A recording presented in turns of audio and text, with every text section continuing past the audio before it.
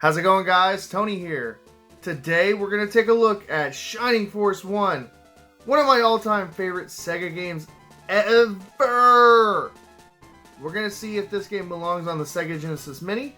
Guys, please subscribe to me. That's going to put you in the running for a Sega Genesis Mini that I'm giving away at the end of the month of September. Alright guys, let's take a look at one of my all-time favorite games. Thanks for watching.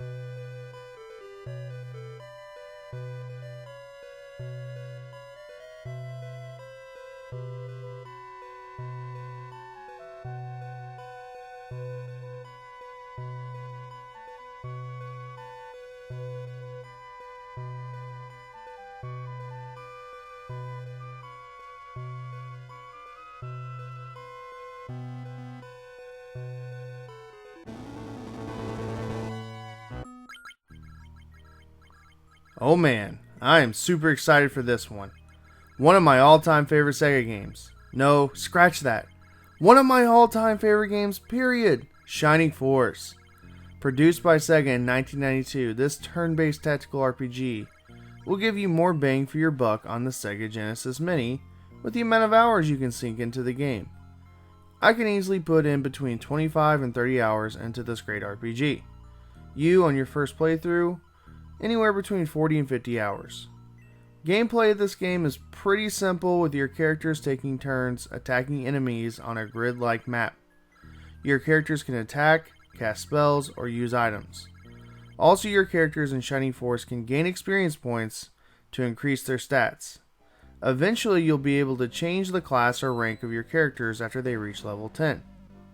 The story is actually a very good one that involves time travel and a classic plot of good versus evil. Max, the main character of the game, is on a quest to defeat Runefast from taking over Guardia.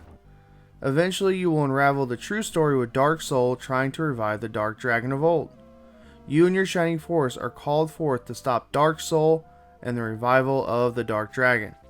If you're interested in playing a remake of this game, I highly recommend the Game Boy Advance version released in 2004 called Shining Force Resurrection of the Dark Dragon. Let's see if this game was any good and if it belongs on the Sega Genesis Mini.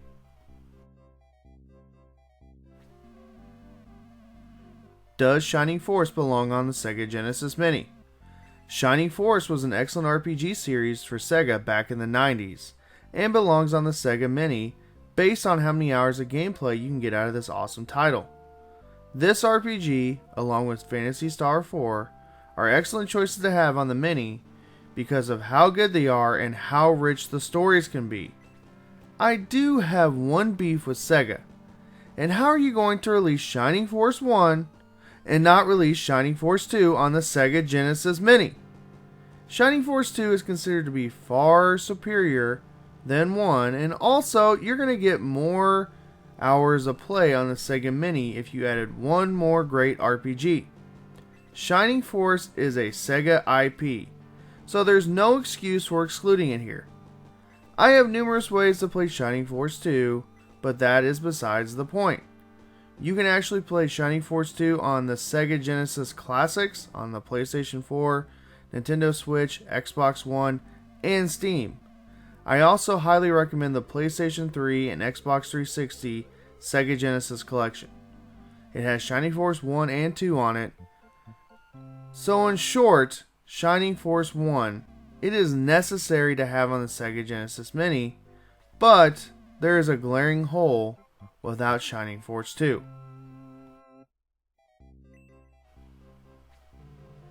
What makes Shining Force a good game? What makes it so memorable and stand out from other 90s RPGs from that era? The best part of the game is the battle system. It is very enjoyable to fight through each level against hordes and hordes of enemies, using your team together in order to be successful. You have to learn how to use your forces in tandem if you want to make it through this great game.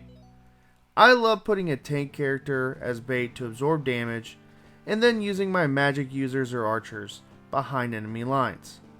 I like the strategic aspect of the game, and it reminds me of playing a good game of chess. The wide cast of characters is also a strong point for Shining Force.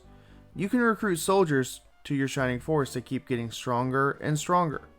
The promotion system is also a good quality of this game, and is also strategic on when you should promote your characters or not. The graphics and the visual presentation of the game are excellent. I always love watching the battle animation sequence, even 27 years after its release. The soundtrack is also one of the best on the Sega Genesis in my opinion, and you'll want to listen to it outside of the game. I keep talking about the amount of hours you'll sink into this game, and that might be a matter of opinion, but if you like longer games, this one's for you. I cannot say enough good things about Shining Force 1.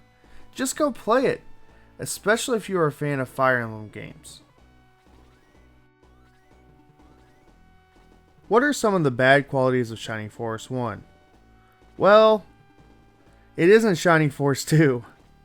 And I say that with a lot of love for the first game. I just think that the story is much better in Shining Force 2, and the battle system moves a lot faster. They actually skip a few steps in order to confirm a command. This makes the battle seem a lot quicker in 2. One thing that I'm not the biggest fan of with Shining Force in general, and Shining Force 1 is a part of that, is the lack of use of the wide cast of characters.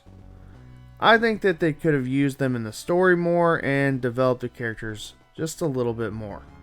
A good example of using a wide range of characters in a game is Final Fantasy VI, Suikoden 1 and 2. Other than just some minor issues, Shining Force 1 is a 9.5 out of 10 game for me. You must play this game. Shining Force 1 memories from my childhood. I don't have too many memories of Shining Force 1. I played Shining Force 2 like crazy. This is another rental store memory, but at Darby's Total Entertainment, another rental store in my hometown, I actually rented this thing so much and played it so much that I ran the battery out. I ran it dry, the save battery. And Darby's actually put this game on sale, Shining Force 2, and I was going to buy it. They had it on sale for like $35, I believe, and that was a lot of money for a 3rd or 4th grader at the time. And I saved my money up, my paper route money, my allowance, birthday money, whatever. And the next week that I actually had the money, poof, it's sold, it's gone. But I'm actually glad that that one got sold because the save battery ran out. So I actually went back and rented Shining Force 1 after playing Shining Force 2. I did not like it just because I thought it was a lot slower than Shining Force 2. And graphically speaking, it's not as good. And it just makes sense. It's a sequel. Shining Force 2 is a sequel. But, guys, do not let that deter you from playing Shining Force 1. You have got to play Shining Force 1. It is a masterpiece. It is a classic. I love this game. So those are my childhood memories with Shining Force 1.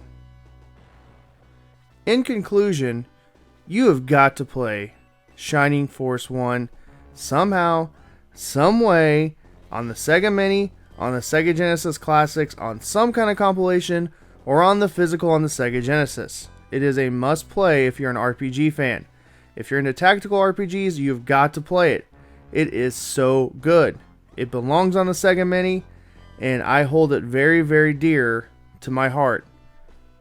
Alright guys, well this is another reminder. Please subscribe to me if you have not done so already. That's going to put you in the running for a Sega Genesis Mini that I'm giving away at the end of the month of September.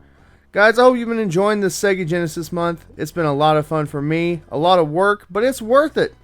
Because these games are very special to me. This era was very special to me, and the Sega Genesis is very special to me.